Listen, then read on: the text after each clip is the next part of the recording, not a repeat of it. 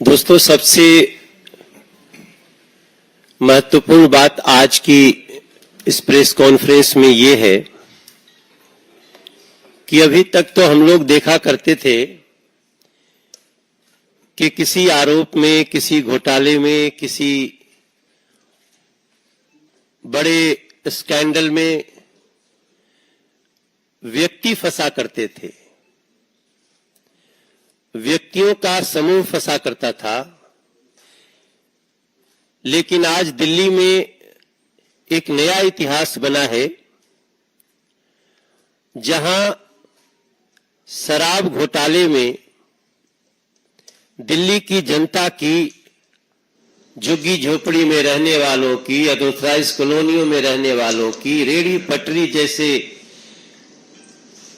कार्य करने वाले लोगों की सुविधा के लिए जो पैसे खर्च होने थे, उस सरकारी खजाने के पैसे को शराब घोटाले में एक बड़ा लूट करने के लिए सीधे राजनीतिक पार्टी ही आरोपित हो गई है। सीधे सीधे आम आदमी पार्टी वही जांच एजेंसी के रिपोर्ट के चार्जशीट में 38 नंबर पे आम आदमी पार्टी, एक राजनीतिक पार्टी, वही आरोपित हुई है। वही चार्जशीट में इस आरोप के साथ आई है कि इस लूट की बेनिफिशियरी ये पार्टी है और उस पार्टी का नाम आम आदमी पार्टी है। अरविंद केजरीवाल जी, उनके खिलाफ जितने साक्ष्य थे, जांच चल रही थी, जिसके तहत वो गिरफ्तार भी हैं। उस अरविंद केजरीवाल ने, जिन्होंने बार बार जीवन में कहा है कि हमारे ऊपर अगर कोई छोटा सा आरोप भी लगा तो हम इस्तीफा दे देंगे। जब केस चल रहा था, जांच एजेंसियां काम कर रही थी, जगह जगह से साक्ष्य आ रहे थे, गवाह अपनी बात कर रहे थे, तब तो खैर उन्होंने नहीं दिया इस्तीफा। लेकिन आज जब वो स्वयं ईडी की चार्जशीट में दिल्ली के शराब घोटाले में 37 नंबर के आरोपी बन गए हैं, अब दिल्ली इस आशा से देख रही है कि शायद उनकी नैतिकता जागे और वो इस्तीफा दें। लेकिन जिस राजनीतिक पार्टी को ही आरोपित कर दिया गया हो किसी ऐसे शराब घोटाले में, वो पार्टी क्या करे? नैतिकता उस पार्टी के लिए आज क्या बनती है? ये सबसे बड़ा सवाल है। और ये सवाल देश के हर राजनीतिक पंडित के मन में भी होना चाहिए, होगा भी, दिल्ली की जनता के मन में भी है। और हम सब सांसद के रूप में, दिल्ली के सांसद जहां जा रहे हैं, दिल्ली की जनता यही कह रही है कि इनके खिलाफ कार्रवाई होनी चाहिए। अब सवाल यह भी उठता है कि एक राजनीतिक पार्टी, आम आदमी पार्टी, जो आई ही थी करप्शन के खिलाफ एक्शन करने के लिए, उसके जितनी नैतिक बातें, जितनी कागजी बातें, जितनी मैनिफेस्टो की बातें आप अगर आज अध्ययन करते हैं, तो हमें लगता है इस देश में कोई दूसरी पार्टी इतनी नैतिकता की बात करते हुए तो नहीं आई थी जितना आम आदमी पार्टी। मेरा मानना है कि आज इस सवाल का भी जवाब पूछना चाहती है दिल्ली की जनता कि अरविंद केजरीवाल, आपने इस शराब घोटाले के एक बहुत ही महत्वपूर्ण आरोपी विजय नैयर को, उनके संबंध में आपने कहा ये मुझे नहीं, ये आतिशी जी और सौरभ भारद्वाज जी, उनको रिपोर्ट करता था। तो आज दिल्ली की जनता एक सवाल करना चाहती है कि आप मुख्यमंत्री थे, विजय नैयर अगर एक सरकारी बंगले में रहता था तो बंगला किसने इसको दिया था? वो जिस बंगले में रहते थे उसकी अलॉटमेंट कैसे हुई थी, इसका जवाब तो एक चिट्ठी लिख करके जेल से दे देना चाहिए।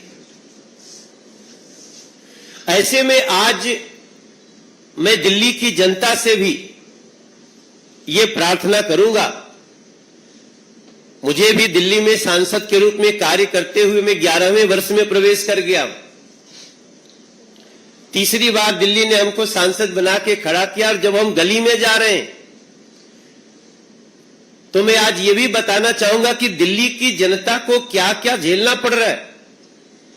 आपको जानकर के दुख होगा कि दिल्ली में 2018 के बाद जो 60 साल का हो रहा है, अब उसका बुजुर्ग पेंशन नहीं मिलता है।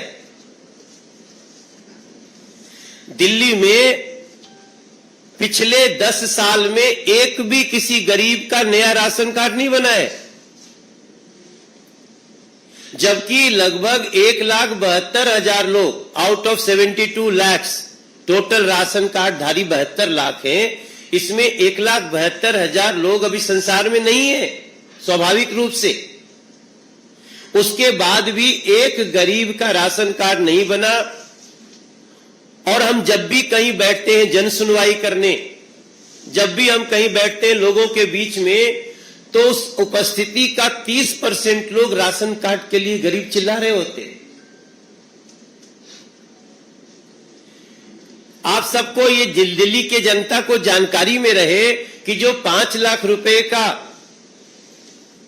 फ्री ऑफ कॉस्ट इलाज पूरे देश में 55 करोड़ लोग उसमें इनरोल्ड है, जिसमें लगभग 70 से 74 लाख तक की आबादी दिल्ली की है।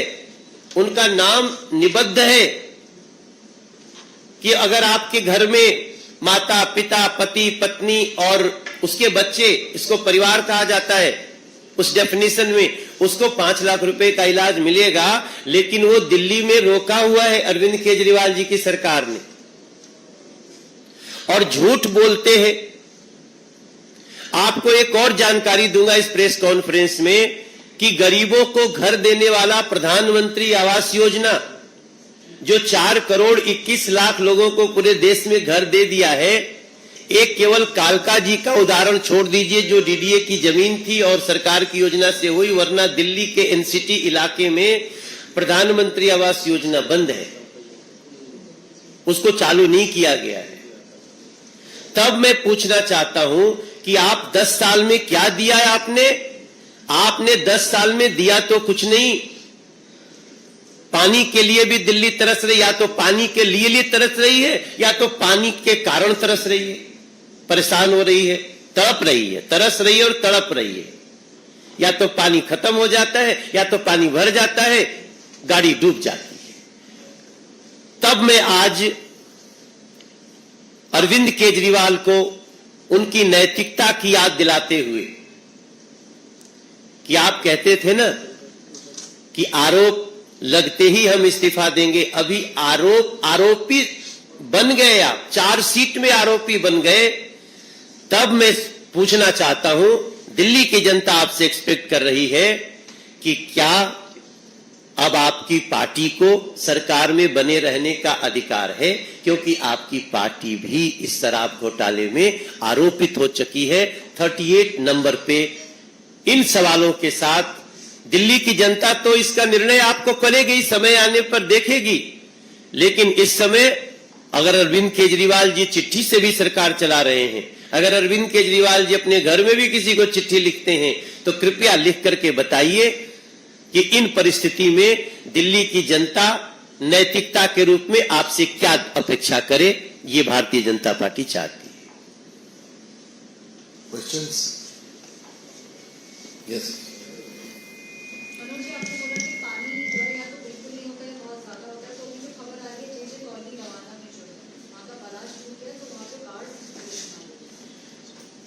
मुनेक नहर आती है जिससे पानी दिया जाता है, उसकी ये घटना अभी हमारे पास थोड़ी देर पहले में पीसी में आने से पहले पता चला है।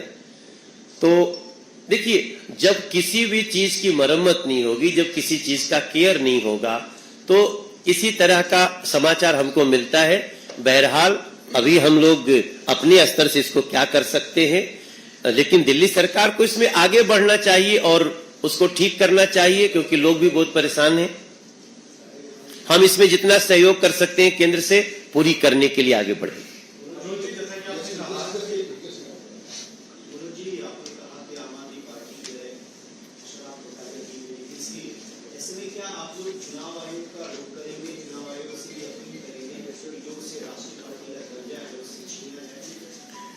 देखिए, हमारे देश में संवैधानिक व्यवस्था है, हमें संविधान पे विश्वास है। चुनाव आयोग ऐसे मामले में जो संज्ञान लेना होता है जरूर लेंगे, ऐसा मेरा विश्वास। मनोज जी, आपने कहा कि आम आदमी पार्टी आरोपित हो गई है, मुख्यमंत्री का नाम आ गया है, आरोप लगते वो पहले इस्तीफा देने की बात कहते थे, लेकिन अब आपकी स्पष्ट मांग क्या है, क्या चाहते हैं? नहीं, हमारी स्पष्ट मांग है कि इनको अपने पद पे बने रहने का अधिकार नहीं है। इनको अपने पद से मुख्यमंत्री को भी इस्तीफा देना चाहिए, और आम आदमी पार्टी ही आरोपित हुई है, इसमें क्या होना चाहिए उनसे हम चिट्ठी के मार्फत जानना चाहिए।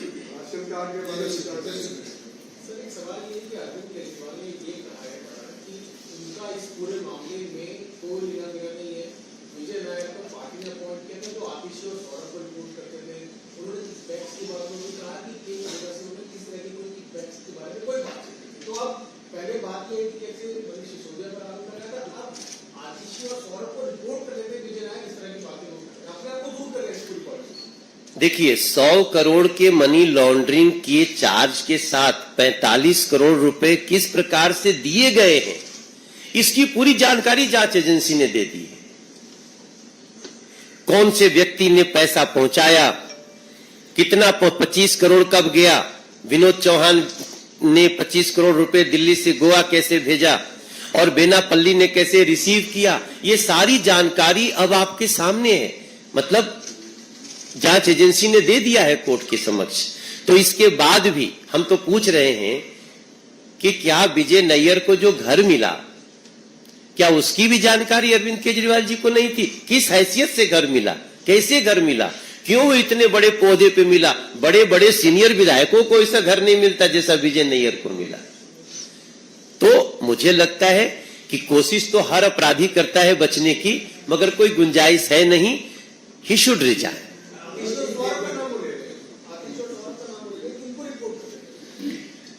ये झूठ बोल रहे हैं, वो इसलिए झूठ बोल रहे हैं, तभी तो मैं पूछ रहा हूं कि तो क्या विजय नैयर को घर देने की भी जानकारी उनको नहीं थी? वो कैबिनेट स्तर का जो घर है वो उसको दिया हुआ है। उसके बाद भी अरविंद केजरीवाल जी आप इसको असत्य करने की जो कोशिश कर रहे हैं उसमें पकड़े जा रहे हैं। अब आपको दिल्ली की जनता पहचान चुकी है, आपसे अपेक्षा है कि आप इस्तीफा दें। वो तो कह रहे हैं इस्तीफा तो हम नहीं देंगे, सरकार ऐसी चलती रहेगी, 4 महीने हो गए, आगे और चल जाएगी 1.5 साल। दिल्ली की जनता देख रही है, यही तो बात है कि दिल्ली की जनता देख रही है। हाँ, नहीं, हम लोग तो बार बार कह रहे हैं जो इस चीज में संवैधानिक प्रक्रियाएं हैं उसका पालन होना चाहिए, उसके आधार पे एक्शन होना चाहिए। Just a minute. We have 2 more questions, so let's go with you first. Now. BPSC जो बढ़ा है 8.7% के करीब, उसके बाद बिजली के बिल ज्यादा बढ़ रहे हैं, उस तरह की कहीं आपत्ति जताइए, करें प्रोग्रेस भी होगा। आम आदमी पार्टी की तरफ से बयान आया है कि ये एक सिस्टम रहा है जिसमें डिस्काउंट बढ़ा सकती है, बट डिस्काउंट में बीएससीएस ने डायरेक्टली डीईआरसी को लेकर लिखा है और अनुमति नहीं लिया बढ़ाने की, तो कैसे देखते हैं? उस पे हमारे प्रदेश अध्यक्ष ने, दिल्ली के प्रदेश अध्यक्ष ने पूरी जानकारी दी है। अभी उस पे हम बाद में बात करें।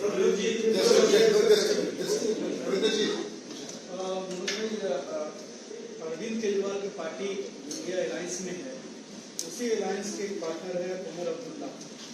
उन्होंने कश्मीर में जो भी वहाँ आतंकवादी घटनाएं घट रही है, शहीद हो रहे हैं, उस पर भी सवाल उठाया था कि केंद्र सरकार ऐसी हैसियत में नहीं कि हम चुनाव करें, अगर कराना है तो चुनाव करा ले, यहाँ जनता तय कर ली कि उसको किस दिशा में जाना है। अभी थोड़े दिन पहले चुनाव हुए हैं जम्मू कश्मीर में और बहुत बड़े स्तर पे उन सम्मिलित हुए हैं। पूरे दुनिया के लोगों ने उसकी तारीफ की है। बाकी आतंकवाद का खात्मा बहुत नजदीक है। सर, सुप्रीम कोर्ट ने अभी कल जो फैसला दिया उसमें महिलाओं के संदर्भ में कि वो जो है तलाक के बाद अपने हक को लेकर के अपने पति से डिमांड कर सकती हैं, उसको लेकर के मुस्लिम धर्मगुरु कई मुस्लिम धर्मगुरु विरोध कर रहे हैं। उसको लेकर के मीटिंग भी बुलाया जा रहा है। कैसे देखते हैं कि महिलाओं के हित में इतना बड़ा एक फैसला है और उस पर इस तरीके की प्रतिक्रिया जो आ रही है। आज हमको इसी पे केंद्रित रहने दीजिए। अच्छा, एक सवाल और ये एक बहुत अर्जेंट ध्यान ही मांग रहा है, लेकिन दिल्ली में तो बाबाना वो नहर टूट गई, दिक्कत की बात हो गई दिल्ली में, वहां तो आए दिन पुल गिर रहे हैं, उनकी भी तो मदद करनी होगी आपको। नहीं, केंद्र से जो भी मदद मांगेगा पूरी तरह दिया जाएगा। बट पहली बार एक राजनीतिक पार्टी ही आरोपित हो गई। हम सबको इस पे दिल्ली के प्रत्येक लोगों को भी जगाना है और इस पे क्या नैतिकता हो सकती है इंतजार कर।